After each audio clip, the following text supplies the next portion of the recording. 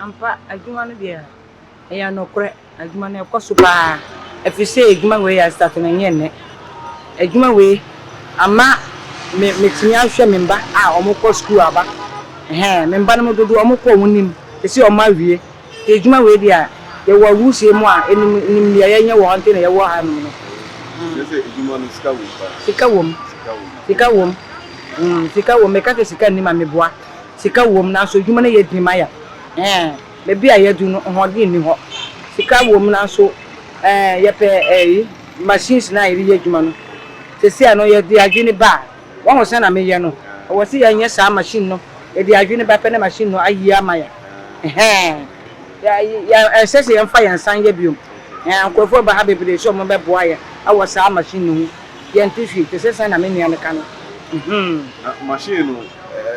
ne body sa machine dia me go bi se da bad me mo ba ye di te se e be boa ye bebre awia bebre be we ye ti ho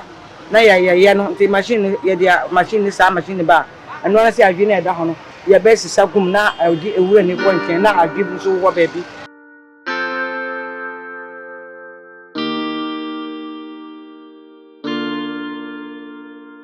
afi na memburu 20 years Kwame last born Nkruma ponye 20 years te me je dwuma we ya manye more than 30 years no be fair so ya say wo we na ayaya no factory no ewo gap site no na omo yi ya nkwan be nkwan no ho na omo ye kwotisa we ba we ni ho a ye be fa akolo ni yakọ kurum ni yakoto adwe no ni ya boabo no na card prayer ene bi na ye be hwegu no ana say be tuma kwakire kurasi site ni yakoto adwe ni na card prayer sana ya juma no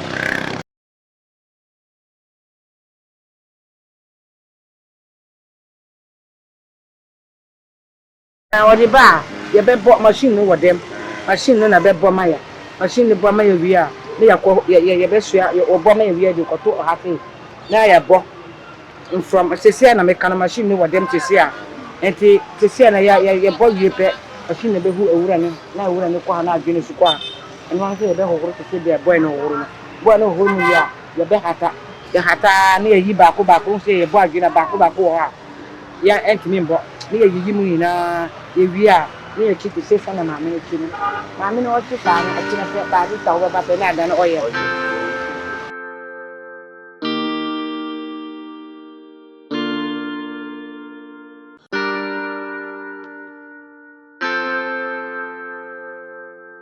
marketing no obi a omo ba ha company obi wo ha omo ba ti ma beto so omo de ko company akoye djuma sa ya se aloe na still omo de ye o se omo de waye na sira machine na ba ya ensai ebi no so de ye samina bebre omo ba abeto ko bebi omo ko ye omo djuma we no adwena ya ka adwene wi a o se ya ka adwene wi a ase ho kwa obo omo de ye light you say asa de ne ba omo de ye light omo ba beto omo de kwa ye light ni na agi ho no so no omo amaye da design na ide ye djuma omo so beto omo de kwa ye obi no so ba omo beto se omo de be kokofa bibia mix na omo de aye kota me de menim obi ba na o kire se no ba ye ha me se a me gina ho no se no me ye djuma na che se a no me ye djuma kakra pe na me kuma se wusie no be ha wusie no nte se a no yansera na ye djuma no me tam ben ha wusie no me ya me ye dodo a me timi ye bebre but se no me ye be bia me hode be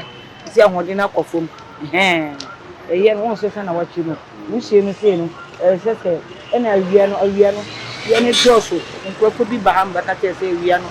ya ombe hwe no ma boy awusuo to wo ye gina mo ewie bo wo ye gina mo ena afiti wusie no so koye mu a nti se a no me a meto no mu bibi me ye djuma kakra pe na ma ho se me kuma no aya prim government no so no wa ho me se yan kan no kore aban we aba no odi yaka 1 to 1 factory no ho so wo ha no mo frɛ committee machine no kora mpo a me se me ka no boa ya ba aban de wa ya ade yankasa ya ho di no eswa o se obi se obeboa wa wo so beboa wo na nam se ahodi na akofom te se ntimi ye djuma no bi mu but abano machine bi a meka enche bia ye be free ha enche bia wo ye be free ha ne yakọ aw ye wo agri site ho no aban amaya sa ase wo ho se yan kotra mo ba niema bebre egusu hia ehia niema bebre a ye hia ele odi mai no ye sansi na wo so asase na odi mai no o se ban de wa ye na dia kakra nti yam kasa omo amowa machine ne bi no obi akosi dem wo ho se yam betena mo kakra but aban o se yan tira yan yanko ho ye but aban se oba ye bibia but onya ye no yan ye bibi wo so a bi yan ye bibi wo so na sanse ne da ho sa pe obo hu so bi be kokko ye bibi wo ti na ye kakra wo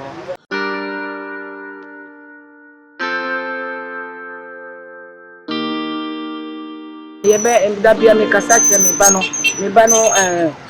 face for no omo ma wo for mba for mbema mienu ni do ma wie ba kwa wie polytechnic awo ko na kofo dia wa wie ba ko sum last one no so wa legon we ka ho afi mienu ni enti me kasa kire o mo se esia no ye tam no ye wo ahodin na ye de ye djuma esia no mo nti se ye nti sesia mo aba no wo wie school o se wo be ye de wo be nya abotre edjuma na de ani ho me se bebre o mo wie school o mo nya djuma ye na ye da so hwemo nti ye mo nya abotre na mo koso na mo gwampaya na kakra nya me be di wo be si be bi pa na mo so mo be hwe ya ba se mo so obi wie school wo mo so wodane kubolo na wo ye basa ye hu bebre wo area ha no mo isa de na nye nti me pese me gina me nto me mba mo wo the whole Ghana se Ghana ye kurom mo ye bibia a dachi eni ho amoso meye na aso nyameni na aso aboa mo busiafo nyina ba mo wie school na ma ka to menye djuma ye ma me nko bakro no ma me nko ye se enye ne wo ba ye no pa we no aye me fe ti dia me pese me ka tire baba bu no se mo ye fine we ba wo ye be ma wo se asika ni bre aba wo na wo hu se we akum we enye fe te mon nyame mre ne ye mre pa mon ye bibia be so nyame ne nyame so be di mo ma ski be bipa na mo school na ye so ye bre hwe mo no enko ye kwa me kunu wa kwa person be say 6 years ni what na fie but se no me last born afi na ono so ko ono ori edjuma mia nti edjuma we dia ye edjuma pa ba ya nti na me kana ya mba na mo amoba no me ba no se no me ka so ma edjuma we ya omba metimi wa me se bebu so ma me am be kasa o se edjuma we mama no ko pa ka ti se me di edjuma no edjuma na ye bre edjuma ye wa ho